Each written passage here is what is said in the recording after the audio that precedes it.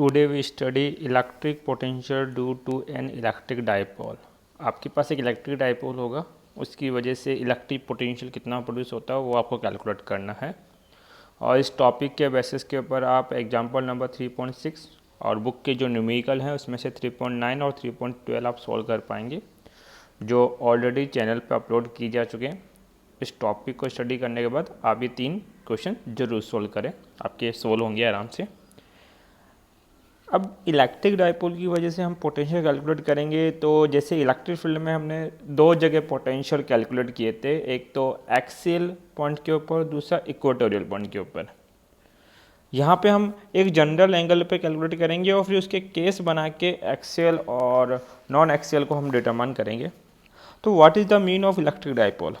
Electric dipole का meaning क्या था? आपके पास 2 चार्जेस हो, दोनों चार्जेस का मैग्नीट्यूड इक्वल हो, लेकिन नेचर कैसा अपोजिट, एक नेगेटिव होगा, दूसरा क्या होगा, पॉजिटिव आपके पास।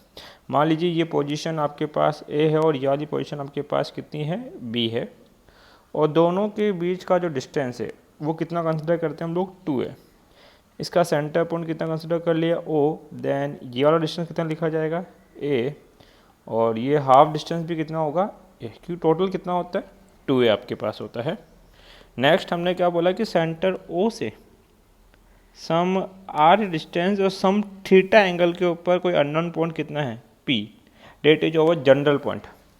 जनरल पॉइंट का मतलब है ये कहीं भी हो सकता है पॉइंट, चाहे उसके एक्सेल पे हो, चाहे इक्वेटोरियल पे हो, चाहे एक्सेल या इक्वेटोरियल को छोड़ के किसी भी पोजीशन के ऊपर हो। तो किसी भी पोजीशन का मतलब या तो कुछ डिस्टेंस होगी और या उसके साथ क्या होगा, कुछ एंगल होगा। तो एंगल हमने कितना मान लिया, थीटा, और ये डिस्टेंस कितनी मान लिया हमने, आर।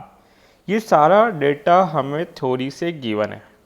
इसके अलावा जितना भी मैं अज्यूम करूँगा कैलकुलेशन सोल्व करने के लिए, उसको बाद में मैं इन गिवन टर्म के अंदर रिप्लेस जरूर करूँगा, क्योंकि वो डेटा आगे जाके मैं अज्यूम करने वाला हूँ। अब ये पी पॉइंट है, तो ये जो पी पॉइंट है, इस पी पॉइंट पे कितने पोटेंशियल होंगे?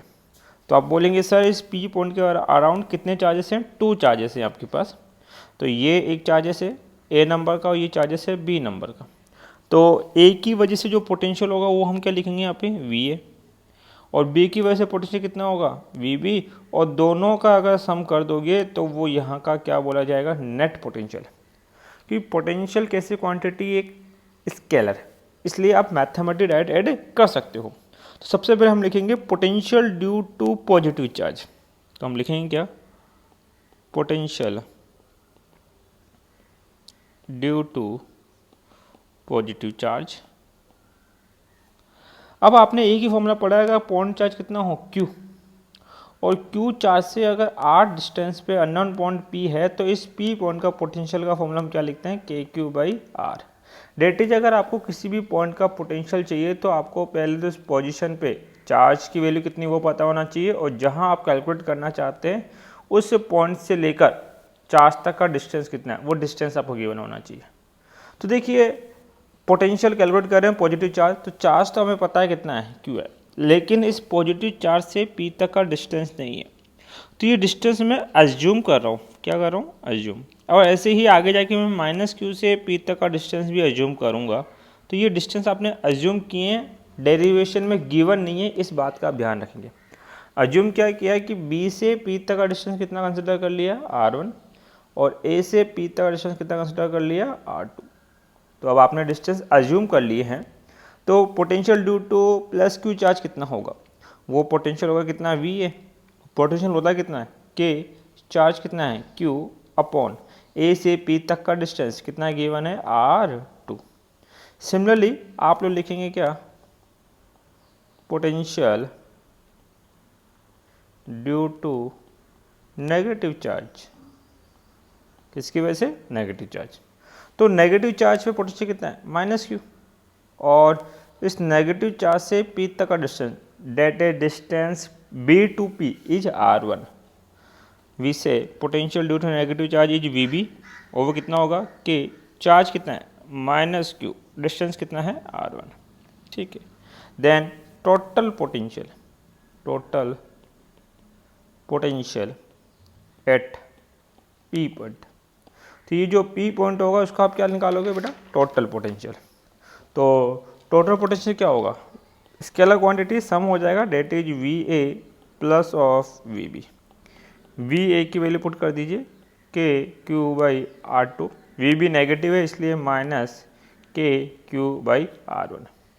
यहाँ से के क्यू दोनों में क्या है कॉमन, क्या बचेगा 1 by R two minus 1 by R one आपके पास है। K q as it is, LCM कितना लोगे R two multiply R one, क्या रह जाएगा R one minus of R two आपके पास। के क्यू यहाँ पे ये क्या है नेट पोटेंशियल। अब अगर इस टर्म को आगे सोल्व करना है तो ये R one and R two आपने क्या किए थे एज्यूम किए, तो हम इसको रिप्लेस करेंगे, क्या करेंगे रिप्लेस करेंगे गिवन डेटा में, गिवन डेटा के अंदर आपके पास। देखो वो काम किस तरह से करेंगे वो यहाँ समझना इम्पोर्टेंट है आपके पास। इसके लिए क्या किया हम लोगों ने, ये जो सेंटर ओ से लेके पी तक का लाइन है इसको एज्यूम करके पीछे बढ़ा दिया, बढ़ा ही सकते हैं इतना तो हम कर सकते हैं। ऐसा करो जो वर्ड में बोल रहा हूँ उसको समझो और उसको वहाँ रखने की कोशिश करो। पॉइंट क्या है पी, इस पॉइंट पी से बी तक का कंपास ओपन करो, मतलब कंपास की जो नोक है उसको पी पे रखें और जो आपका पेंसिल का नोक आता है उसको कहाँ रखें बी पर। तो आप जब पी से लेकर बी तक कंपास ओपन करेंगे तो किस रेडियस का सर्कल बनाएंगे R1 रेडियस का, और उस कंपास को बी से लेते हुए आप घुमाना स्टार्ट करिए तो वो कुछ इस तरह से घूमेगा, यहाँ काटेगा और जहाँ ये कट करता है वहाँ पे आप बी से लेकर इस लाइन तक क्या ड्रॉ कर दें एक परपेंडिकुलर, ये परपेंडिकुलर ड्रॉ कर दिया, एंगल कितना हो गया 90, और ये पॉइंट क्या बता देंगे हम लोग एम।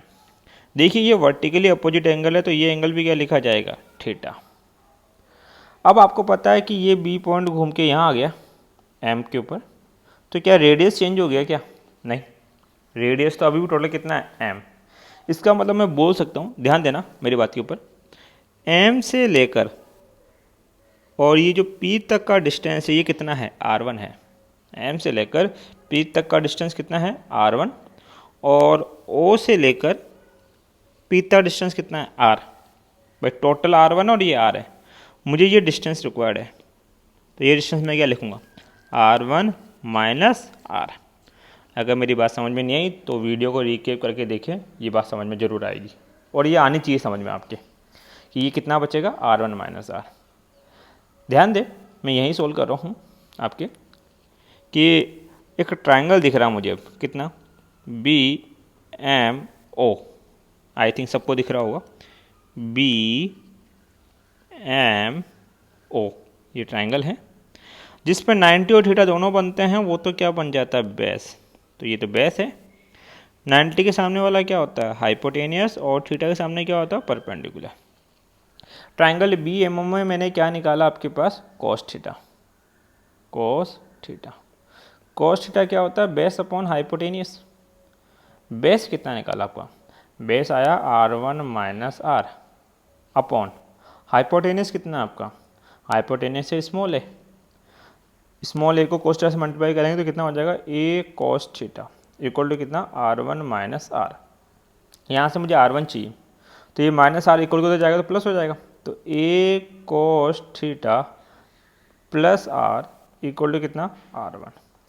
इक्वेशन नंबर फर्स्ट याद रखेंगे, R1 की वैल्यू आपने कितनी निकाली R प्लस ए कोस थीटा। मैंने कहा था ये डेटा गिवन है, R हमें गिवन था, ए हमें गिवन था, एंगल थीटा हमने एज्यूम किया था, मतलब कि मान लिया था कि थीटा पर हमें कैलकुलेट करना है, तो ये R1 आपने कैलकुलेट किया। जैसे आपने R1 निकाला वैसे ही आप क्या कैलकुलेट करोगे R2 भी। उसके लिए क्या करोगे वापस से कंपास की नोक लोगे, उसको कहाँ रखोगे P पर, और इस कंपास की नोक को ओपन करना स्टार्ट करना है P से लेकर किस पॉइंट तक A पॉइंट तक। इस बार आप क्या करोगे ये P पॉइंट है और ये कौन सा पॉइंट है A, तो आपने कितने रेडियस का कंपास ओपन किया R2 रेडियस का, और इसको रोटेट करोगे तो ये कुछ ऐसे रोटेट होगा, तो यही काम मैं यहाँ पर भी करने वाला हूँ, ये कुछ इस तरीके से रोटेट होगा, ये रोटेट हुआ, और जहाँ ये इंटरसेक्ट करता है वहाँ फिर से आपको क्या कर देना है एक परपेंडिकुलर ड्रॉ। तो हम ए से लेकर इस इंटरसेक्शन पॉइंट तक क्या ड्रॉ कर देंगे एक परपेंडिकुलर, ये परपेंडिकुलर आया यहाँ पे, और ये पॉइंट क्या बता दोगे आप लोग एन। आपको पता है कि अगर ये R2 रेडियस है तो ये भी कितना होगा, R2 होगा। इसका मतलब P से लेके N पॉइंट भी क्या है, R2।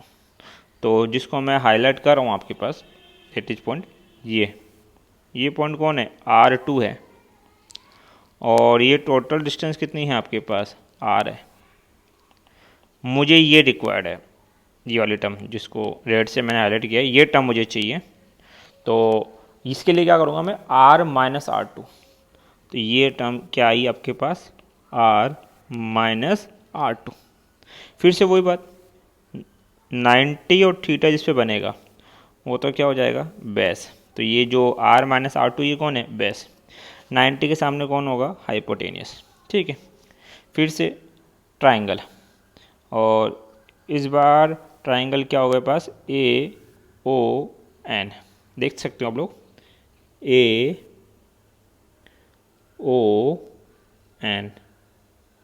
ये ट्राइंगल है रेड वाला कंप्लीट। इस ट्राइंगल में आप क्या कैलकुलेट करोगे, कॉस थीटा। कॉस थीटा क्या होता है आपके पास, बेस अपॉन हाइपोटेनियस। इस बार बेस क्या है, इस बार बेस है sir R minus R2, that is R minus R2 upon hypotenuse कितनी इस बार, A। देख लीजिए हाइपोटेनियस कितनी है आपके पास, A। क्रॉस मल्टीप्लाई कर दोगे तो A cos theta equal to क्या हो जाएगा, R माइनस R2। मुझे R2 रिक्वायर्ड है, इक्वल को उधर गया पॉजिटिव, और A कॉस थीटा को उधर ट्रांसफर कर दोगे तो R minus A cos theta, equation number 2। तो देखो 2 से तो R2 की वैल्यू रखेंगे और फर्स्ट से किसकी वैल्यू रख देंगे, R1। कुछ नहीं करना, put the values of R1 and R2। ये ऊपर जो आपने V इक्वल टू के Q R1 minus R2 upon R2 multiply R1 लिखा है, इसके अंदर R1 और R2 की वैल्यू हम क्या कर देंगे, पुट कर देंगे।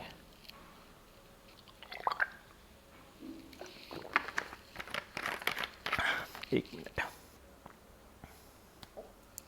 ध्यान दे। तो आपके पास V इक्वल टू कितना हो जाएगा, के क्यू R1। देखो R1 को क्या लिख सकता हूँ मैं, R plus A cos theta, R plus A cos theta minus R2। R2 को लिख सकता हूँ मैं R minus A cos theta, लिख दें R minus A cos theta upon R2 that is R minus A cos theta, R1 that is R plus A cos theta. इस चीज़ को सिंप्लीफाई करें तो V इक्वल टू कितना हो जाएगा, K q R plus A cos theta minus अंदर multiply करेंगे minus K R plus K A cos theta upon, ये देखो आपने फॉर्मूला पढ़ा है A minus B, A plus B equal to क्या होता है, A square minus P square. यहाँ A minus B, A plus B है तो इसको लिखेंगे कितना, R square minus A square cos square theta. फिर से आपके पास R positive R negative cancel out हो गए। V इक्वल टू कितना बचेगा, K q A cos theta plus A cos theta, 2 times हो गया that is 2A cos theta upon, आपने डाइपोल पढ़ा फर्स्ट चैप्टर के अंदर, तो वह हम क्या कंसिडर करते थे, A square is very very less than compare to R square. So A square assume to be 0। A square को 0 अज्यूम करेंगे तो पूरी टर्म क्या हो जाएगी, 0। ओनली क्या बचा आपके पास, R स्क्वायर। ठीक है, electric dipole moment that is P, P equal to क्या होता है, Q मल्टीप्लाई में 2A। तो ये है Q मल्टीप्लाई 2A, इसको हम क्या कंसिडर कर देंगे, P। तो V इक्वल टू कितना हो जाएगा, के P कोस थीटा अपॉन में क्या, R स्क्वायर। ठीक है, ये इसका नॉर्मल फॉर्म है। अब हम क्या बनाएंगे इसका, वेक्टर। वेक्टर के लिए क्या करेंगे, V इक्वल टू कितना, के P cos theta by R square. एक R से मल्टीप्लाई और एक R से डिवाइड, टर्म क्या हो जाएगी, के पी R कोस थीटा अपॉन में कितना, R क्यूब। ऐसा इसलिए किया ताकि ऊपर 2 वेक्टर आ जाए, क्योंकि कॉस या साइन जब भी रिमूव करने होते तो कम से कम हमें 2 वेक्टर की रिक्वायर्ड होती है। जब तक हमने R से मल्टीप्लाई नहीं किया था ऊपर एक ही वेक्टर था P, क्योंकि तो क्या है, कांस्टेंट है। अब अगर आप इसका वेक्टर फॉर्म लिखोगे तो कोस थीटा रिमूव होता है तो क्या आता है, डॉट। तो ये क्या लिखा जाएगा, के P वेक्टर डॉट क्या लिखा जाएगा, R वेक्टर अपॉन में कितना, R cube, that is over vector form आपके पास हुआ। अब इसके टोटल कितने केस बनेंगे? 3 केस। फर्स्ट है आपके पास electric potential to a electric dipole at axial point. तो ध्यान दें ये माइनस क्यू था, ये कितना था? Plus Q. इनके बीच डिस्टेंस कितना जो बोलते हैं? 2a। सेंटर ओ, और सेंटर ओ से r डिस्टेंस के ऊपर इसके एक्सिस पे अगर पॉइंट होगा तो वो पॉइंट क्या बोला जाएगा? Axial point. इस कंडीशन पे क्या होगा? फिगर को ध्यान समझिए, ये P पॉइंट है, अभी यहाँ था, P पॉइंट यहाँ आएगा तो एंगल क्या हो जाएगा? रिड्यूस। P पॉइंट और नीचे आएगा तो ये एंगल क्या हो जाएगा? और ज़्यादा रिड्यूस। और P पॉइंट अगर एक्सिस पे आ गया तो ये एंगल जो थीटा बन रहा है वो कितना हो जाएगा? 0। तो एक्सियल के ऊपर केस यही है कि जो एंगल बनेगा थीटा वो कितना हो जाएगा? 0 डिग्री। आपके पास कॉस 0 डिग्री कितना होता है? 1। और ये कॉस की कौन सी वैल्यू है? मैक्सिमम। तो पोटेंशियल एट एक्सिस कितना होगा आपके पास? वो होगा आपके पास के पी कॉस 0 डिग्री अपॉन में कितना? r²। कॉस 0 डिग्री 1 है तो ये हो जाएगा v एक्सिस की कौन सी वैल्यू है? मैक्सिमम वैल्यू है, कितना होगा? के पी अपॉन में r²। तो अगर पूछा जाए कि इलेक्ट्रिक डाइपोल की वजह से एक्सियल पॉइंट का पोटेंशियल कितना होता है, तो पोटेंशियल होता है के पी बाई r²।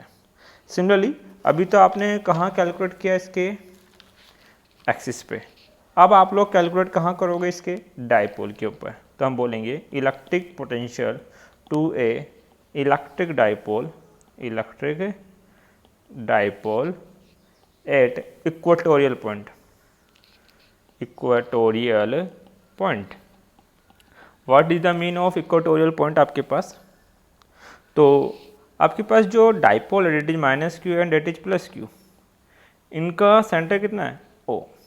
इस सेंटर को बाइसेक्ट करने वाली जो लाइन होगी that line is called equatorial line आपके पास। और r डिस्टेंस पॉइंट कितना होगा? P। इस केस पे जो ये एंगल बनेगा that angle is 90। We know cos 90 equal to 0, और ये cos की कौन सी वैल्यू है? मिनिमम।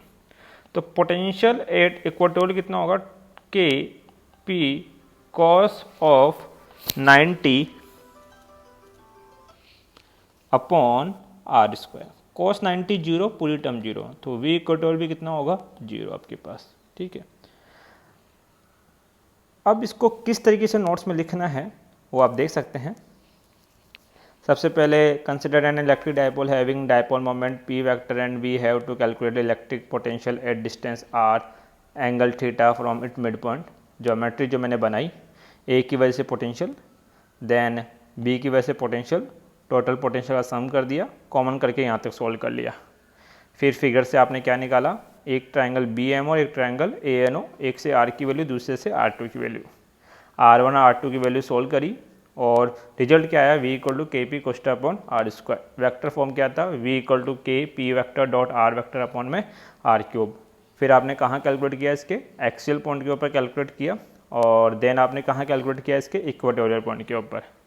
इस टॉपिक के जो नोट्स हैं वो मैं डिस्क्रिप्शन के अंदर PDF का लिंक दे दूंगा, आप वहाँ से डाउनलोड कर सकते हैं। Thank you.